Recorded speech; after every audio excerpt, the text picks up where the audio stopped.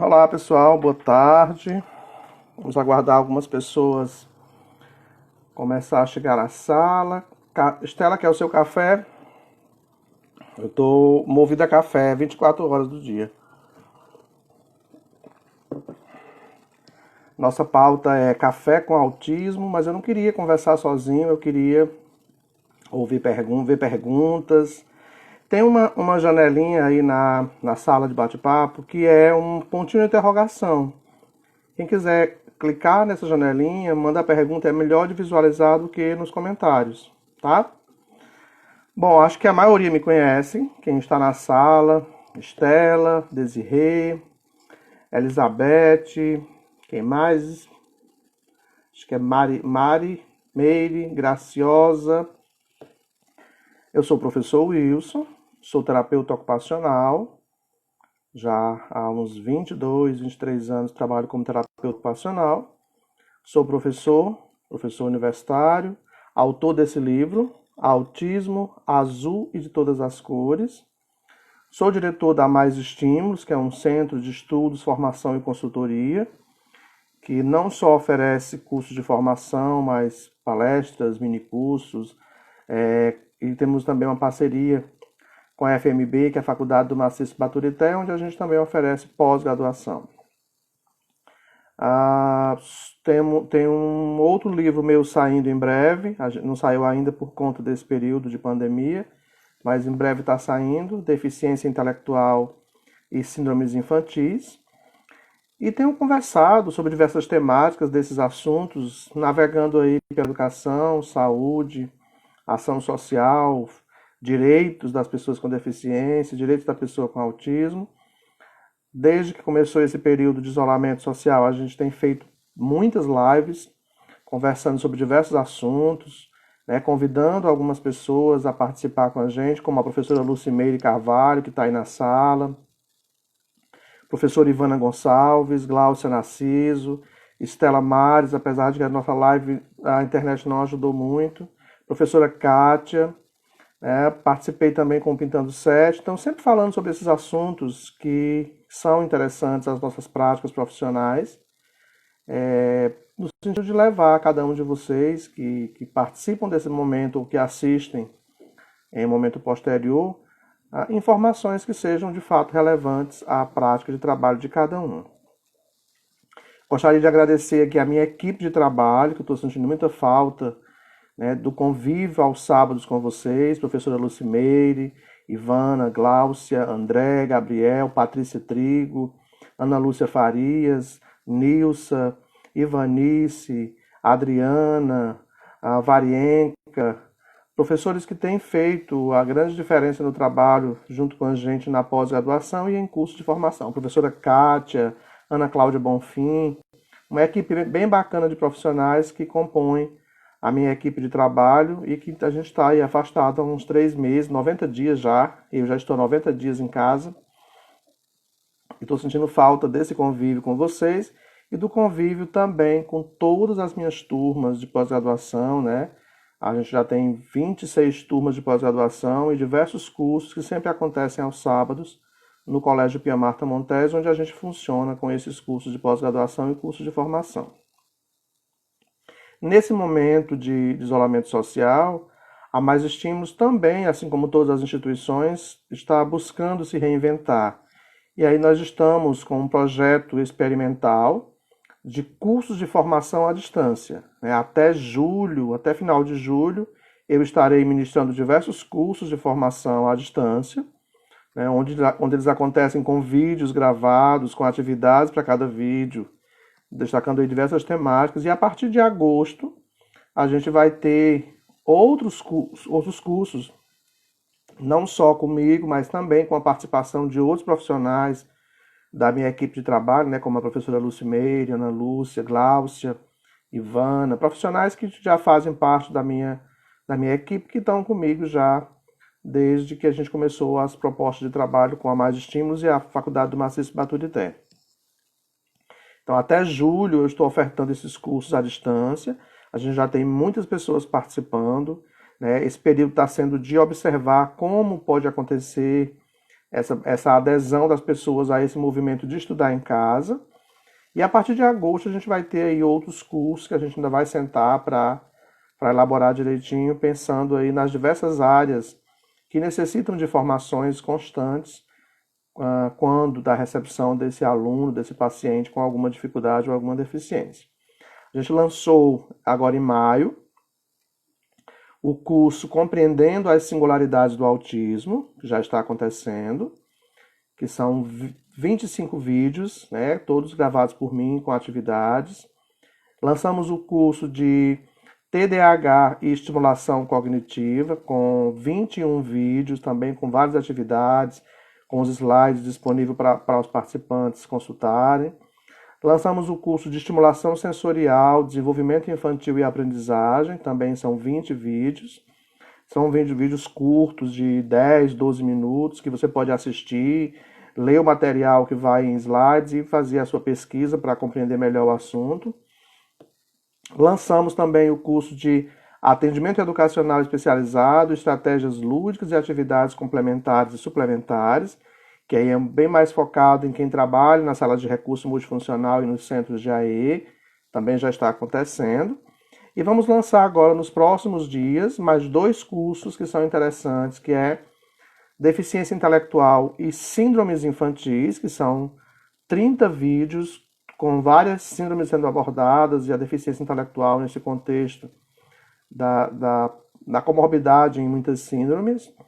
E estamos preparando mais um curso que é de síndrome de Down, caracterização e comorbidades. Então, nos próximos dias a gente está lançando esses 2 cursos, né? O de deficiência intelectual e síndromes infantis e o de síndrome de Down, caracterização e comorbidades. Mas nós estamos com autismo, TDAH, estimulação sensorial e AEE já acontecendo, tá? Então, quem tiver depois interesse é só entrar lá no meu WhatsApp, via WhatsApp, que a gente passa algumas informações acerca do curso, ok? Mas aí, desde já estão convidadas a participar de um projeto continuado aí de formação à distância. Professora Lucimeire Carvalho, professora Ivana Gonçalves, professora Gláucia Narciso, professora Ana Cláudia Bonfim, Ana Lúcia Farias, a Patrícia Trigo, profissionais que já fazem parte do nosso grupo de trabalho e que em breve também participarão do nosso projeto Mais Estímulos Formação EAD, para aquelas pessoas que não podem sair de casa, mesmo no fim de semana, para assistir aulas presenciais, também participarão fazendo formações à distância, que talvez seja daqui para frente um novo modelo que a gente vai ter aí de cursos, né, nas diversas modalidades, dentre elas aí a distância, que cada vez mais se firma como uma possibilidade a mais para que a gente possa se empoderar aí dessas informações, tá? Bom, já temos algumas pessoas na sala, vamos começar o nosso bate-papo, Café com Autismo, agradecendo a essa belíssima caneca que eu ganhei da professora Luciana Nascimento, dona do Colégio Sorriso de Criança. Essa caneca é sobre temáticas dos escritores, né, da literatura brasileira, uma caneca bem bonita, que já está fazendo parte da minha coleção de canecas, que já passam de 40 canecas guardadinhas ali, eu estou sempre usando. Nesse assunto de autismo, a gente não tinha como falar desse assunto sem falar do meu livro, lógico. Autismo, Azul e de Todas as Cores. Coincidentemente ou não, hoje, 16 de junho, está fazendo 2 anos que esse livro foi lançado pela Paulinas Editora, lá de São Paulo, que abraçou a ideia de me lançar, né, como escritor a partir desse assunto, autismo, e que já chegamos a 10 mil exemplares desse livro vendido em todo o país. Inclusive, essa semana eu recebi uma mensagem de uma professora brasileira que mora em Angola, e ela elogiando o livro, que tem uma Paulinas em Angola, assim como tem Paulinas também no Paraguai e em outros países, e ela dizendo que muitos profissionais que trabalham com autismo e com outras deficiências, lá em Angola já tem esse livro, e que tem elogiado bastante a forma como eu apresentei o assunto acerca do autismo com uma linguagem muito acessível, muito clara. Então, fiquei muito feliz em saber que o nosso livro já ultrapassou as fronteiras brasileiras e está em outros países. Esse mesmo livro, Autismo Azul de Todas as Cores, no ano passado também foi um dos selecionados pela Paulinas para participar de uma feira internacional do livro em Amsterdã. Então ele também esteve lá nessa feira como um dos livros sorteados para participar dessa feira, divulgando aí o autismo em todos os espaços. Então, vamos conversar um pouquinho sobre o autismo nessa tarde de hoje. Eu não tenho nenhum roteiro a ser seguido, por isso que eu queria que vocês me mandassem perguntas para que a gente pudesse conversar sobre esse assunto, respeitando aí a curiosidade de cada um de vocês, tá? Então eu vou trazer algumas dicas de leitura hoje, essa do meu livro e de mais 4 livros que eu vou mostrando ao longo da nossa live, ok? Nossa live é Café com Autismo e eu já estou à disposição para responder qualquer tipo de indagação que possa surgir acerca desse assunto. O autismo é uma temática cada vez mais intrigante quando a gente fala de inclusão, de família, de escola, de atendimento institucional, de atendimento clínico.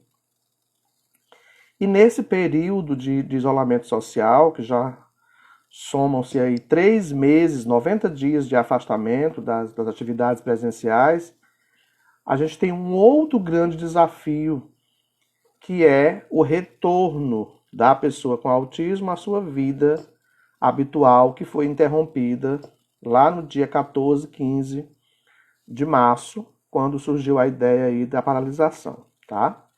Nós tivemos uma parada na rotina habitual das nossas crianças, seja neurotípicas ou não, sem aviso prévio.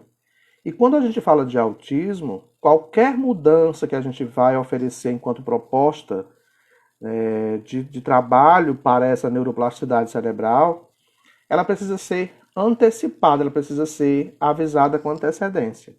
E a gente não teve tempo de avisar aos nossos pacientes, aos nossos alunos com autismo, que eles iriam ficar sem as suas atividades presenciais.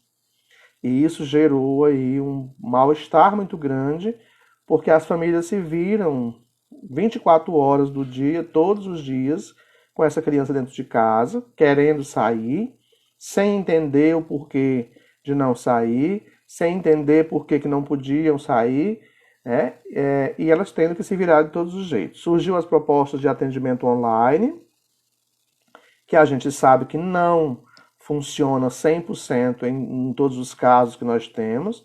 Para alguns casos funciona bem, para outros não funciona, para outros não funciona de forma nenhuma. E que o melhor atendimento online nesse momento é para orientação familiar, tá? Essa orientação familiar ela se faz extremamente necessária nesse sentido, até para compreender o próprio autismo. E aí a Gilvanilde está perguntando o que diferencia o autismo leve do autismo moderado e severo. Givanilde, olha só, eu até falei numa live anterior sobre esse assunto, Givanilde, e é complicado, eu não sei por que se criou esse termo leve, moderado e severo quando se fala de autismo, porque se você, enquanto mãe de uma criança com autismo, me disser que o seu filho é leve, que o seu filho é moderado, que o seu filho é severo, tá aí a Isabel Martins Pinto entrando na sala, que é mãe de um rapaz com autismo. Se eu perguntar para ela, seu filho é leve, moderado ou severo? Ela vai dizer, em quê? Porque ele pode ser leve em algumas questões do seu desenvolvimento, mas pode ser moderado em outras e pode ser severo em outras. Então, classificar o nível de leveza ou não de um autista não é uma tarefa fácil, é quase impossível. Esse termo foi criado pelo DSM-5 quando transformou aqueles 8 subtipos de autismo em apenas um nome. Transtorno do espectro do autismo. Aí ele disse leve, moderado e severo. Leve, que precisa de apoio, moderado, que precisa de apoio substancial, e severo, que precisa de apoio muito substancial. Mas quando esse documento vai para a organização, esse documento, o DSM-5, ele é criado pela Associação Americana de Psiquiatria, APA. Quando esse documento vai para a Organização Mundial da Saúde, ele se transforma em um outro documento que é o CID. Ele vai entrar dentro de um documento chamado CID, que é Classificação Internacional das Doenças. Kátia, aqui tá normal. Gente, tá travado para vocês aí? Porque aqui tá normal. Deixa eu ver aqui a internet.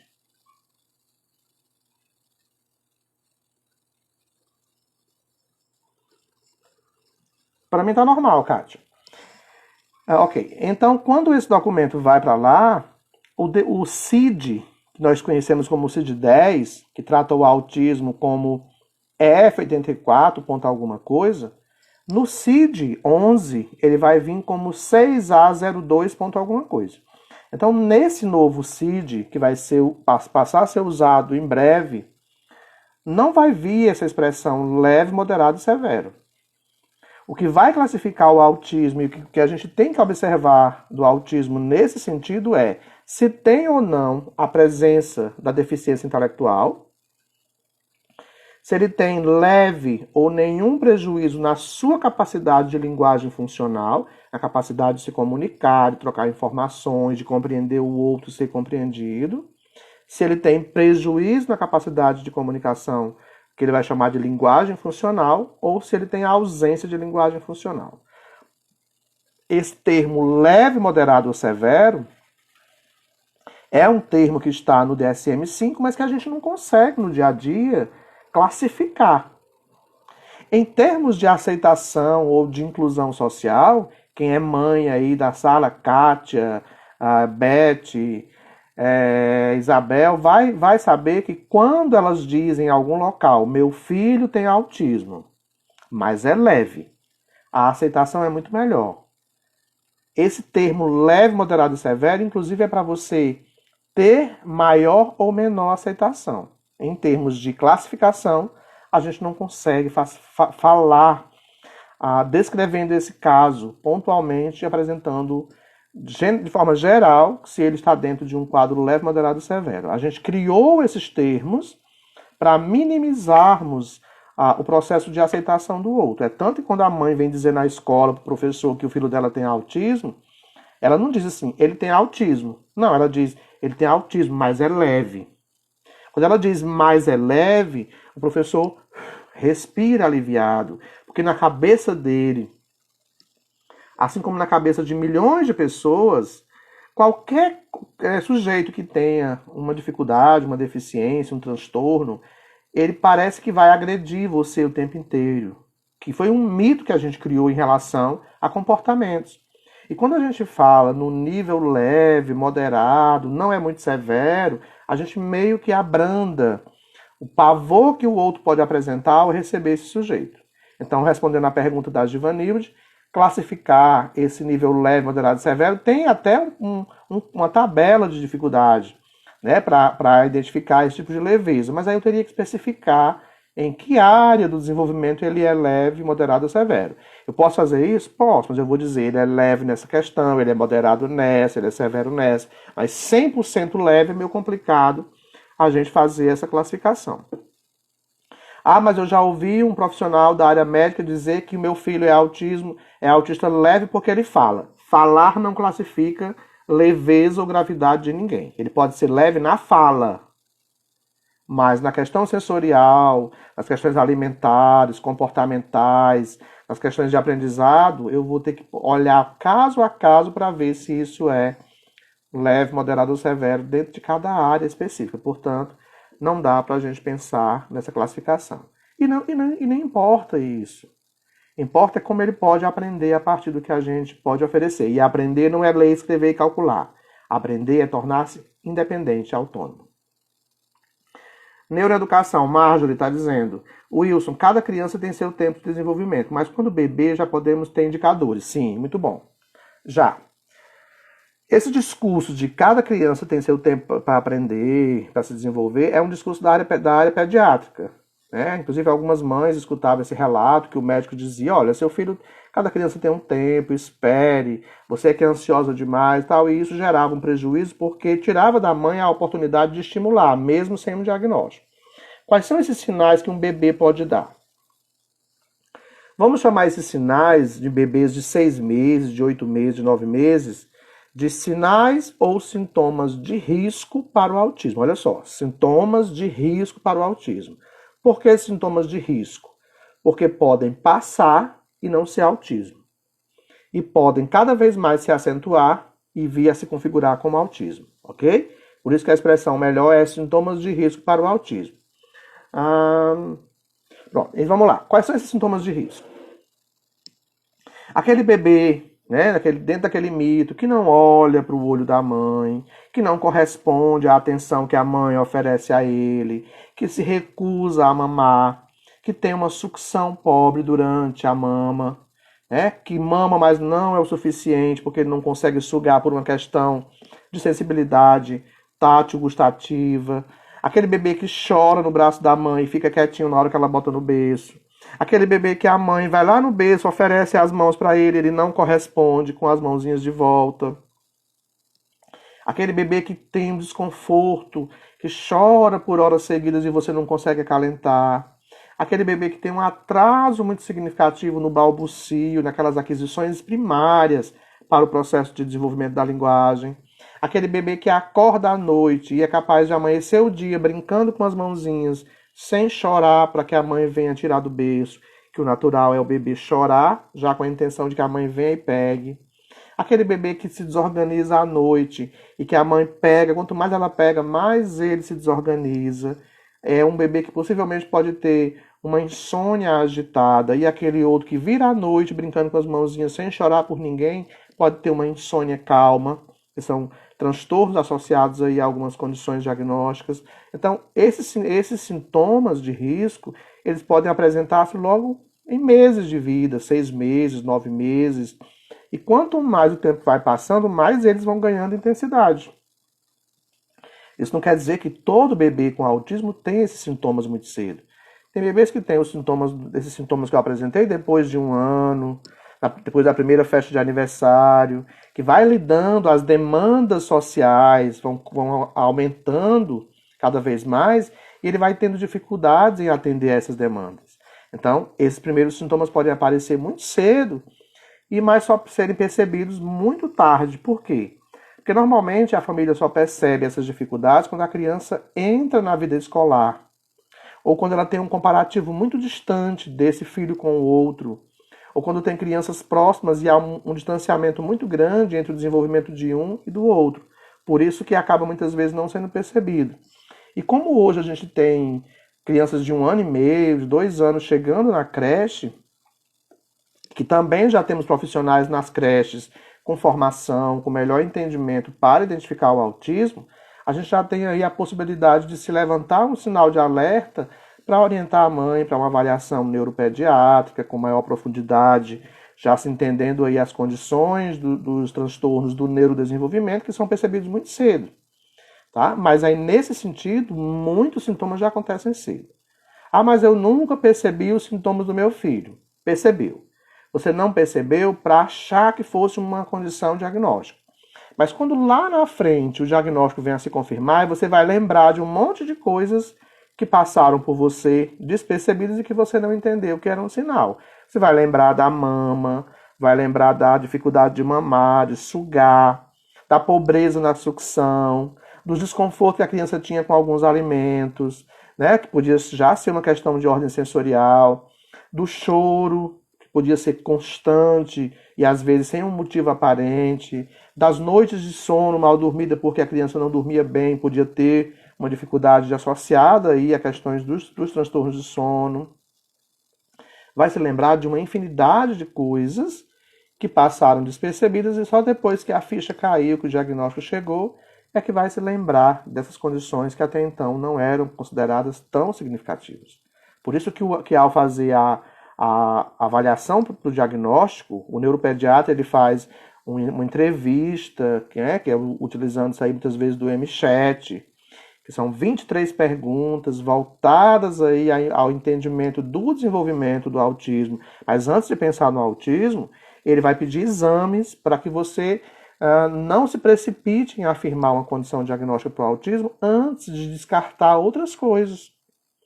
Então a gente vai encontrar mães que vai dizer assim, mas ele fez o eletro, tá tudo normal, ele fez o bera, tá normal. E é normal. Em se tratando de autismo, isso é normal. Não tem resultado alterado. Porque o eletro não é para achar autismo. Até o momento nós não temos nenhum exame que ache autismo. O eletro é para você ver o nível de atividade cerebral que a criança tenha ou a possibilidade de percepção de qualquer condição que aponte para uma outra situação diagnóstica e não para o autismo. Quando ele não vê nada demais ali que aponte para outra condição, ele começa a pensar em outras possibilidades. Aí ele pede o bera. Quem é fono está aí na sala, Daniele Medeiros está aí na sala. Para que é o bera? O que é o bera? O bera é um exame audiométrico. Mas é um exame audiométrico considerado simples. Simples por quê? Porque, no geral, você tem que solicitar a participação da pessoa durante esse exame. E no bera, não precisa a criança participar diretamente. É só para se identificar se ela tem ou não alguma perda auditiva. Tá tudo normal? Descarta a possibilidade da perda auditiva. Por quê? Porque você fala e a criança não responde. Porque você fala e parece que ela não está ouvindo. E aí se confundia também com deficiência auditiva. Não tem perda auditiva, não tem nenhuma condição que aparece no eletro, enquanto condição neurológica. Aí o médico vai entrevistar a mãe para entender o que a criança pode ter enquanto condição para o autismo. Aí ele começa a perguntar um monte de coisas interessantes, falar um pouco sobre seletividade alimentar. Meu filho tem 3 anos e tem tempos que não quer comer. Deixa eu voltar aqui um pouquinho. Tem tempo que não quer comer nada. Isso pode ser seletividade alimentar? Ele não foi diagnosticado devido ao cancelamento. Olha só, a seletividade alimentar, como o próprio nome diz, é uma seleção de alimentos. Ele come sempre o mesmo alimento, pode ser um alimento isolado ou uma categoria de alimentos. Ele vai elegendo aquilo que para ele é considerado confortável enquanto alimentação. Pode ser um alimento da mesma cor, pode ser alimentos brancos, alimentos amarelos, alimentos pastosos ou alimentos sólidos, dependendo aí da questão sensorial, tátil, gustativa, que é a hipersensibilidade ou a hipossensibilidade. Junto da seletividade alimentar, a gente tem também a restrição alimentar. Por exemplo, algumas crianças restringem, diminuem a quantidade de alimentos, seja de alimentos isolados, seja de grupos de alimentos. Por exemplo, ela pode restringir a ingestão de legumes, cereais, Ela pode restringir a ingestão de frutas, ela não come nenhum tipo de fruta, pode ser um grupo inteiro, pode ser só um alimento de forma isolada. Mas é importante, nesse caso, uma avaliação nutricional para ver se é realmente seletividade, se é restrição, ou se a criança tem algum desconforto gastrointestinal.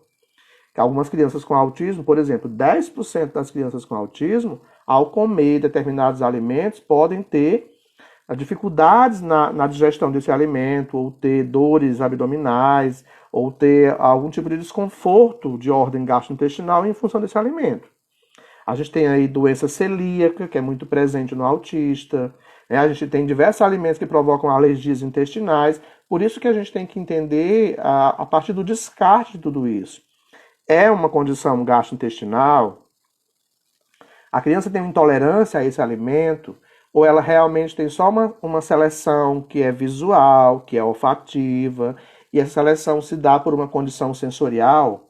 Por isso que é importante não deixar de lado a proposta de estimulação sensorial. Quando eu falei lá do início da live do curso, o curso é para a gente entender que estimulação sensorial a gente faz em todos os ambientes onde a gente transita. A proposta pela técnica de integração sensorial é uma abordagem que se faz na terapia ocupacional como uma técnica de intervenção, que é diferente dos estímulos. Ela tem uma escala de avaliação ou escalas diversas de avaliação que vão identificar o perfil sensorial, É muito mais pontual. Mas é importante entender, antes de falar de seletividade, o que é que está por trás de tudo isso. Eu subi aqui um pouquinho para ver mais. Gostaria que falasse sobre o tratamento, qual é o adequado. Roberta. Roberta, eu não posso dizer qual é o adequado e qual não é adequado, mas eu posso dizer qual que a criança ou adolescente melhor responde. Eu até fiz uma série de vídeos há 2 meses atrás que era programas de intervenção para o autismo. Eu falei de ABA, de PECS, Padovan, Flurtime, Sunrise, Teach, ecoterapia, musicoterapia. Eu falei de Jasper, eu falei de vários programas de intervenção defendendo que todos eles são importantes. O que a gente vive na atualidade é muito perigoso, é o comércio, essa é a palavra, o comércio do autismo. Então, se existe uma clínica X que vende, toda a sua equipe tem a especialização, aprofundamento em cursos num programa X, para ela só serve esse programa X. Mas a outra clínica tem todo um aparato, um estudo no programa Y. Ela vende só o programa Y. Mas eu não posso esquecer que tem pacientes que vão se dar bem com o programa X e não vão se dar bem com o programa Y, e vice-versa. Por isso, o melhor programa de intervenção é aquele que a criança ou adolescente tem maior identidade, dá a melhor resposta a ele. A gente tem que experimentar, não impor que esse seja o melhor programa. Entendendo que o melhor programa de intervenção é a abordagem multidisciplinar. É a terapia ocupacional, é fono, é psicologia, é psicopedagogia, é psicomotricidade, respeitando quais são as necessidades emergenciais para cada caso, e não apontando que a melhor estratégia é essa. É igual ao medicamento. Todos são funcionais, mas tem organismos que não respondem bem a um medicamento e já respondem melhor ao outro. O medicamento mais simples pode ter um resultado melhor do que aquele medicamento de ponta, que custa caríssimo. Depende da forma como cada organismo recebe esse tipo de medicamento enquanto droga e dá respostas a ela. Então, falar sobre a melhor intervenção não tem como, até porque eu respeito todas elas e acho que a gente tem que respeitar como a pessoa com autismo responde a cada uma delas. Por isso que eu falo de todas, entendendo que todas são importantes desde que a criança responda bem a cada uma das propostas, tá? Que mais, Wilson? Você acha que com diagnóstico tardio, aos 9 anos, a criança pode regredir o grau de autismo? Olha, nós temos defendido a ideia de que até os 7 anos de idade, que alguns vão chamar de estimulação, outros vão chamar de estimulação precoce, outros vão chamar de estimulação essencial, que na realidade a estimulação precoce é até 2 anos, no máximo 3 anos, né? Mas como a gente está falando de condições permanentes de prejuízos neurológicos, a gente chama de estimulação precoce até uma idadezinha um pouco maior. Mas quando você fala 9 anos de idade, eu estou dizendo que se eu só comecei o processo de estimulação aos 9 anos de idade, não é que eu vá regredir enquanto autista, né? Até porque se você começa o processo de estimulação, as chances de regressão são bem menores do que sem a estimulação, sem as propostas de intervenção. O fato é que até os 7 anos de idade é quando a gente tem, neurologicamente falando, maiores aberturas cerebrais para a recepção desses estímulos por todas as vias sensoriais e melhores chances de modificar esses padrões cerebrais, que a gente vai chamar de compensação, de plasticidade ou de neuroplasticidade, tá? Então, se eu só comecei a estimulação a partir dos 9 anos, infelizmente eu perdi um tempo imenso que seria ideal para que eu conseguisse me desenvolver, melhorar alguns padrões, não para deixar de ser autista, mas para ser um autista com menos dificuldades do que os autistas que não têm a estimulação adequada. Mas se eu se foi identificado o diagnóstico aos 9 anos e o processo de estimulação vai começar aos 9 anos, não vou falar de regressão, eu vou dizer que a gente tem que correr contra o tempo, que foram 9 anos perdidos no sentido de não receber os estímulos adequados para que o cérebro começasse a compensar algumas áreas em prejuízo em relação a um quadro que não tem o diagnóstico ou qualquer outra dificuldade, tá? Qualquer tempo é tempo de estimulação, mas o tempo melhor é até os 7 anos de idade, quando a criança está mais aberta a receber todas as nossas propostas de intervenção. Me ajude como devo inibir mau comportamento. O que é mau comportamento? Sim, a Cíntia? Acho que é a Cíntia de Maracanaú, né? Mau comportamento, vamos entender o que é mau comportamento. Olha, a gente não pode confundir birra com comportamento disruptivo. Birras são comportamentos que qualquer criança neurotípica ou com qualquer outra condição associada aí enquanto transtorno vai apresentar, né? Enquanto barganha, enquanto negociação para conquistar aquilo que ela quer. Quando ela conquista o que ela quer, o comportamento é corrigido de imediato. Isso é birra. A birra é uma estratégia de manipulação que a criança, independente de qualquer criança, ela faz com o adulto. Se funcionou, ela vai usar aquilo como estratégia para barganhar aquilo que ela quer. O comportamento disruptivo, desorganizado, as crises que a gente chama, são situações de desordem comportamental que irão acontecer quando a criança, o adolescente ou o adulto sofre um bombardeio de estímulo, uma sobrecarga sensorial, por exemplo, quando ela está frente a uma situação que ela não sabe como administrar, ela não sabe como inibir alguns comportamentos que ela apresenta de forma impulsiva, que ela se frustra e não sabe como administrar essa frustração, aí a gente tem um comportamento que está dentro das condições de dificuldades neurologicamente falando. Mesmo que você dê tudo que ela gosta, aquele quadro não vai ser corrigido de imediato, porque ela leva um tempo até se reorganizar. E aí é preciso, Cíntia, que a gente entenda o que é que o seu filho tem. É birra ou ele tem uma dificuldade em administrar alguns comportamentos por conta do autismo? Então, quando a gente passar a identificar isso, aí as nossas condutas têm que ser um pouco mais firmes para não ceder às birras, porque as birras podem ser aí para nós uma barganha, né? Meu filho grita muito, o que eu faço? Eu tenho que descobrir o que é que provoca esse grito. Ele grita em função de quê? É um desconforto sensorial? É um desconforto gastrointestinal? O que é que provoca esse grito? Algumas crises que a gente chama de sem motivo aparente, né, imotivadas, pode ser riso, pode ser choro, que não tem motivo aparente para nós.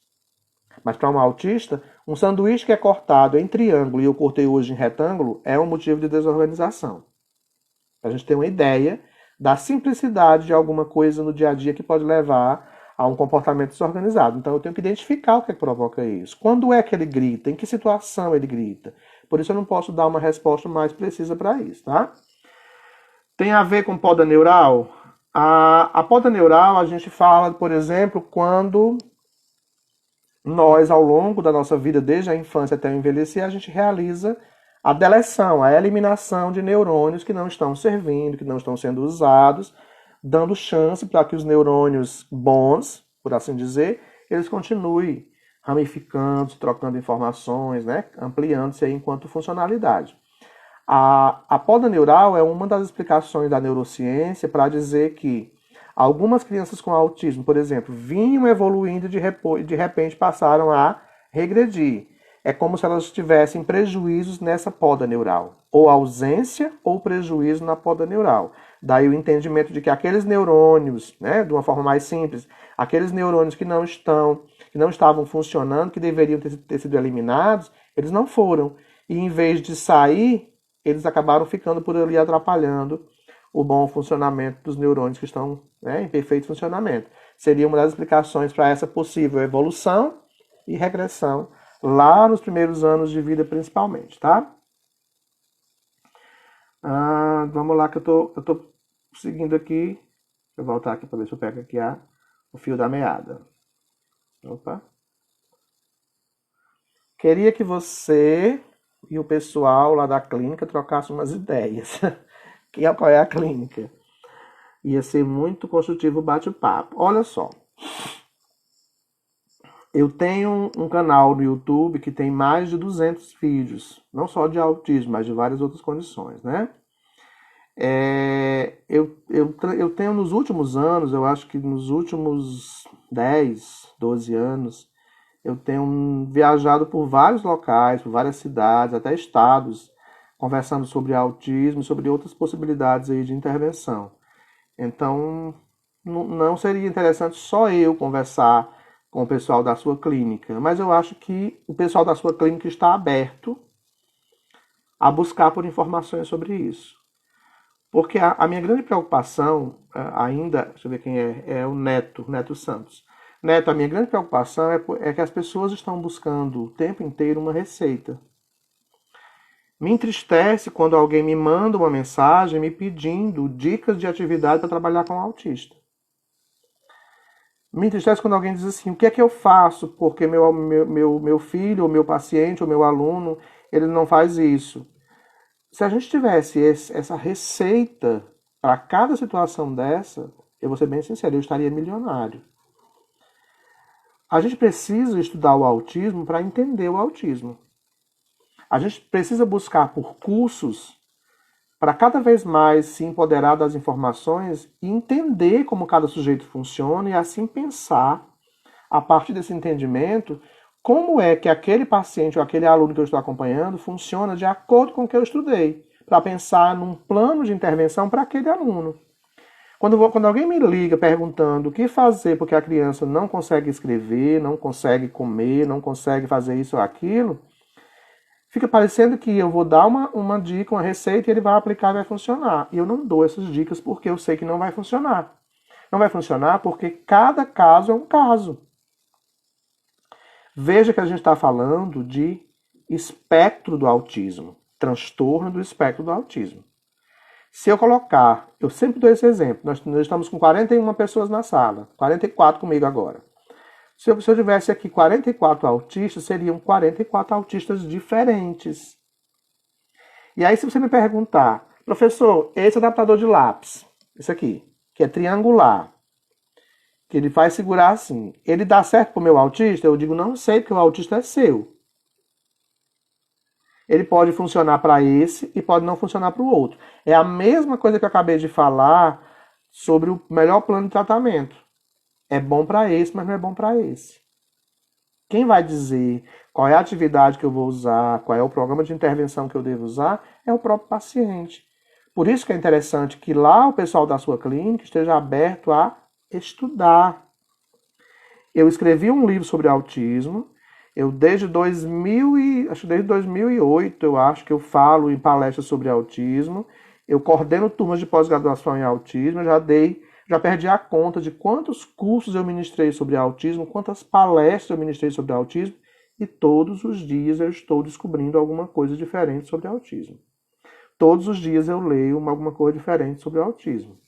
Então, se eu pensar que um curso que eu fiz me é suficiente, o que está acontecendo na atualidade, que me entristece muito, é a busca por um certificado. Um certificado de, de curso, de graduação, de pós-graduação, de mestrado, de doutorado, de pós-doutorado, não dá a você poder de nada. Esse certificado é um título, que muitas vezes o assunto passou correndo e nem se aprofundou. Às vezes mais vale um curso de formação do que uma pós-graduação. Porque o curso de formação, ele detém aquele assunto, ele aprofunda. A pós-graduação, ela corre em vários assuntos. É natural, não tem como se aprofundar. Então, que a gente tenha essa abertura para entender a necessidade desse estudo. Que a gente tenha essa abertura para ler. A gente não está lendo. A gente está tendo um prejuízo imenso aí por falta de leitura. A Jussara está dizendo que o que ela vê é... Peraí, deixa eu voltar aqui. É que se há uma preocupação muito grande em fazer com que as pessoas leiam, escrevam. Inclusão vai além disso. No caso da pessoa com autismo, fazer com que esse ser se relacione também, como eu disse há pouco tempo, Jussara.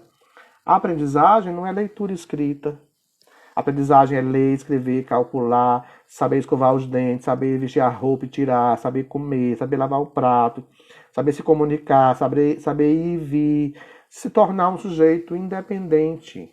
Aquele momento que a gente chama de treino, de atividades da vida diária, que o terapeuta ocupacional também realiza, é uma proposta de promoção para a autonomia. A gente está preocupado que a pessoa com autismo se vire sozinha. Independente se aprendeu a ler ou escrever. Hoje mesmo eu dei uma orientação a uma professora que sempre muito curiosa, buscando por novas informações, porque a queixa da mãe, a angústia da mãe é porque o filho não lê, não escreve ainda como todo mundo escreve. Ele fala, ele é verbal, aproveite a verbalização dele. Vamos trabalhar com a oralidade. Gente, nem todo autista consegue segurar esse lápis para escrever. Esse é um exercício muito difícil para quem tem hipersensibilidade tátil. Que tem que, além do contato tátil, tem que ter uma força, uma coordenação óculo-manual, uma precisão com o espaço, uma coordenação da ideia com o movimento para a escrita, com o olho e a mão em direção ao papel. Ele não fala? Cadê as adequações curriculares? Adequar currículo não é só fazer uma atividade para a criança pintar, não. É respeitar, se ela não consegue pegar no lápis, que ela possa falar. Se ela não pode falar, que ela possa apontar. Se ele funciona melhor com figuras, vamos usar as figuras. A gente está entendendo a adequação curricular, especialmente em relação a autistas e deficientes intelectuais, como uma proposta de dar uma atividade para o menino pintar enquanto eu dou aula para o resto. Isso não é a adequação curricular. Se o desenho pintado por ele estiver dentro do assunto da aula, até aceito. Mas se eu falo de um assunto e o desenho não tem nada a ver com o assunto, onde é que está a adequação da atividade com o conteúdo de aula? Eu estou respeitando como esse sujeito funciona? Crianças com TDAH precisam, independente do medicamento, eles precisam se movimentar. O corpo pede esse movimento e ele não consegue frear. O que é que custa eu chamar esse aluno com TDAH de vez em quando para ele vir no quadro, apagar o quadro, para ele fazer um recado lá fora, para ele levantar e vir até a mesa, para ele levantar e ajudar o colega? Eu estou atendendo e respeitando a forma como ele funciona. Não, tem que ficar 4 horas sentado, porque todo mundo fica sentado e a regra é essa. Cadê a adequação curricular? Ah, mas eu não posso fazer isso não, porque o diretor não autoriza. A adequação curricular de pequeno porte depende de você, professor, não depende de diretor nenhum, não. Da porta da sala para dentro, você tem o poder de ajustar qualquer condição de conteúdo, de conduta que o aluno necessitar. Ah, mas ele não tem um laudo, independente do laudo. Se tem alguém ali com uma necessidade qualquer, essa necessidade deve ser respeitada. Mas eu tenho que ter atitude para atender a essa necessidade, senão eu acabo também não fazendo aquilo que eu posso como ferramenta de acessibilidade, né? Deixa eu ver aqui mais. Estou lendo seu artigo publicado no livro Educação Inclusiva e Educação Especial. Vamos subir aqui. Conhecimento é algo que empodera. Estou fazendo uma pós que passa longe. Não entendi aqui, mas tudo bem. Quero seu livro de presente. Olha, não estou distribuindo presente, não. Vamos ver aqui mais. Concordo plenamente, certificados, é só titulação, né? Bom, vamos trazer mais uma dica. O tempo do instante passa. Mari Ribeiro. Vamos trazer mais algumas dicas de leitura. Antes de passar para as leituras, a gente está quase acabando a live. Vou mostrar aqui alguns adaptadores de lápis interessantes. Esse triangular, que posiciona para a pinça digital, pode ser um auxílio interessante. Esse que posiciona também a pinça tridigital, é bem confortável para a criança segurar. Vamos lá, um outro mais simples. Esse que só engrossa o lápis, também segura e posiciona melhor na hora de pegar. Esse, ele tem esse suporte que dá para segurar aqui entre a mão, ó, que segura também na posição tridigital e fica um apoio bem bacana. Temos esse muito interessante, que você coloca os 2 dedinhos aqui e prende o outro dedo aqui embaixo. O presente é essa live, é mesmo, Adriana? Ó, aqui dentro, Amélia, Mel Amélia, Desirê. Esse é bem bacana. Esse também muito usado para alguns autistas. Você posiciona os 2 dedinhos aqui e prende o dedo aqui embaixo. Eu estou mostrando alguns modelos de adaptadores que podem funcionar ou podem não funcionar. Mas você pode fazer também engrossando o lápis com EVA, com uma bola, onde você enfia o lápis na bola e ela aumenta a espessura do lápis. Então, cada um vai fazer os seus ajustes, tá? Depende de cada caso, não tem uma receita pronta. Dicas de leitura. Temos essa coleção de livros. Alfabetização do aluno com autismo. São 3 livros. Dando dicas, mas tem todo um contexto teórico sobre a alfabetização do aluno com autismo. Estratégias lúdicas para o ensino da criança com deficiência, que é bem interessante. E para quem trabalha com ABA, Análise do Comportamento Aplicado ao Autismo, por exemplo, a gente tem esse livro, que é muito interessante, que é focado no autismo. E temos treino de habilidades sociais também dentro do programa, né, ABA, que é muito interessante em se tratando aí do autismo. Todos esses materiais a gente tem disponível para venda e estamos trabalhando no momento com entregas também. Quem tiver interesse, é só me chamar lá pelo WhatsApp, que a gente diz os valores e como funciona direitinho, ok? Bom, nós temos ainda 8 minutos de live. Eu queria falar sobre um assunto. Givanilde, eu tenho todos esses adaptadores também para venda. Depois é só chamar lá no WhatsApp que eu digo os preços bem direitinho, ok? Eu queria falar de um outro assunto dentro do nosso Café com Autismo, que o café já acabou aqui, que é rotina e inclusão em se tratando de autismo. E aí eu anotei aqui algumas dicas que podem ser interessantes para trabalharmos lá no AEE, lá na clínica, voltado para a rotina, dentro de uma proposta de estruturação para a pessoa com autismo. Por exemplo, quadro de rotina diário. É muito funcional o quadro de rotina diário. Essa informação visual para a pessoa com autismo, ela tem um poder muito maior de retenção da informação do que apenas o nosso comando verbal, tá? Givanilde, vai lá no meu Instagram que tem tudo lá, anotado direitinho, no telefone e todos os modelos de adaptadores de jogos também, tá bom?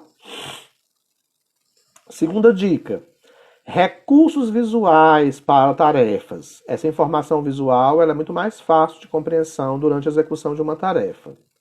Sinalização em embalagens de objetos, utilizando-se de recursos visuais, também podem ser interessantes. Recursos visuais para comportamentos esperados. Em vez de ficar falando não pode, pode, não pode, a informação visual tem um poder muito mais fácil da pessoa com autismo abstrair. Estimulação sensorial pela habituação, que são as vivências, as oportunidades que a criança tem. Levar para brincar no parque, no pula-pula, no shopping, na escola, no parquinho, no playground do prédio, em casa, utilizar-se de elementos sensoriais como brincadeiras com comida, com macarrão cru, cozido, com massinha comestível, que trabalhe a sensorialidade tátil, principalmente. Isso é um preparo até para receber esse lápis na hora de escrever. Convidar a criança a participar de momentos de produção de algum alimento em casa, especialmente de alimentos que ela ainda não tenha muita facilidade de aceitação. Chamar a criança para fazer o suco no liquidificador, se ela tem um desconforto auditivo também, para trabalhar essa melhor aceitação. Então são algumas vivências habituais e pode gerar melhor aceitação aos estímulos. Trabalhar com sinalizadores visuais, orientando em relação a tempo e espaço, clima, dia da semana, mês, ano, o que ela vai fazer de manhã, à tarde, à noite, também é uma forma de organizar a partir dessa estruturação. Atividades educativas também funcionam bem melhor quando é utilizado nesse sentido aí as informações visuais, né? Então, quando a gente fala de rotina e de inclusão, a gente vai dizer que rotina, mas eu tenho que alimentar uma rotina no autista? Todo mundo vive um mesmo ritual. Todo mundo tem suas rotinas diárias. A pessoa com autismo também tem. O que a gente tem que trabalhar com eles é a quebra das rotinas de vez em quando para que não gere um desconforto tão grande. Quando eu digo rotina, estou dizendo que é uma estratégia que é usada por qualquer um de nós e que representa um papel importante na nossa vida. E a gente usa porque ela deve e funciona como um organizador para as nossas relações sociais, para o nosso lazer e entretenimento, para o nosso trabalho e para qualquer atividade que a gente faz no nosso cotidiano. E quando eu falo de cotidiano, estou falando de tudo que é realizado no nosso dia a dia. Aquilo que a gente planeja e aquilo que também não planejamos, que pode ser inesperado. E que se eu não trabalho isso com o meu filho, com o meu paciente, com o meu aluno com autismo, ele vai se desconfortar frente àquilo que chega sem aviso prévio. Então, a gente está falando o tempo inteiro desse hábito de fazer uma coisa do mesmo jeito, sempre, todo mundo faz. Que é importante que a gente tenha essa rotina diária para saber o que vai acontecer no dia a dia. Mas é importante que a gente também tenha a possibilidade de mudar essa rotina de vez em quando, quando necessário, e de não sofrer tanto com isso. E quando a gente propõe esses avisos antecipados, e de vez em quando muda alguma coisinha no dia a dia, a gente gera essa possibilidade da grande mudança não ser tão mal recebida por essa pessoa com essa condição diagnóstica. Então, o autismo é esse universo. E quando alguém falou ali, a aprendizagem não é só ler e escrever. A aprendizagem está voltada a tudo que nos dá capacidade de autonomia. E aí entra um outro trabalho importante, além da integração sensorial, que o terapeuta ocupacional faz, que é o treino de atividades da vida diária, que está ligado à higienização, está ligado à alimentação, ao vestuário, à locomoção, à comunicação e ao próprio brincar, que é importante no dia a dia, tá? Lembrando-se sempre que a criança com autismo tem uma tendência a se fixar em algumas rotinas, né? E é importante que você não alimente isso, respeite, mas sempre que puder, antecipe alguma mudança ou crie pequenas mudanças no dia a dia para que não haja tanto desconforto quando alguma coisa maior for acontecer, tá? Bom, tá chegando ao fim a nossa live, a gente tem ainda 2 minutinhos, eu não sei como é que tá a internet de vocês, mas eu acho que a gente deu o nosso recado falando sobre o autismo dentro da curiosidade de cada um de vocês. Acho que todas as perguntas foram respondidas, não sei se foram todas, mas acho que a boa parte foi. Se eu vou dar curso online, a gente está com 4 cursos online já acontecendo, viu, Eugênia? A gente está com o curso de autismo, compreendendo as singularidades do autismo, um curso à distância. Estimulação sensorial, desenvolvimento infantil e aprendizagem. TDAH e estimulação cognitiva e atendimento educacional especializado. 4 cursos já em andamento. Caso alguém tenha interesse, só me chamar de novo lá no WhatsApp, que eu explico bem direitinho sobre cada um deles, tá bom? Então, mais uma vez agradecendo a participação de todos vocês, nessa tarde conversando sobre autismo, que é um assunto que cada vez mais me apaixona, a cada nova busca de informação que eu faço, é uma nova descoberta que eu encontro, e que todos os dias eu tenho buscado me atualizar para que a informação que eu leve até vocês seja de fato significativa para cada um enquanto formação, independente da área que atue, tá? Eu vou pensar em um novo assunto que a gente possa conversar nas próximas lives, mas quem quiser entrar lá no meu Instagram, todas as lives que eu já fiz durante esses meses estão lá salvas, é só dar uma olhadinha para ver se tem algum assunto que te interessa, tá bom? Obrigado, Vera. Obrigado, Daniele Medeiros. Samandá. Obrigado, Desirê. Quem mais? Eugênia. Todo mundo que participou aqui perguntando. Quem quiser alguma sugestão de live, manda lá no meu direct no Instagram, que aí eu posso pensar nessa live conversando com vocês sobre esses assuntos que podem ser interessantes para cada um de vocês, tá bom? Eu sou o professor Wilson Cândido, é sempre um prazer contribuir falando sobre assuntos da área da educação e da saúde, que hoje não tem mais como ficar desligada uma da outra, e sim cada vez mais agregada, buscando sempre a autonomia e o aprendizado da pessoa com alguma deficiência, que a gente possa fazer sim a diferença, e a gente sabe que pode fazer, tá bom? Beijos, vou terminar o meu café, agradecendo mais uma vez pela participação de todos, tá bom? Abraço e até o nosso próximo momento de conversa em lives pelo Instagram. Beijos.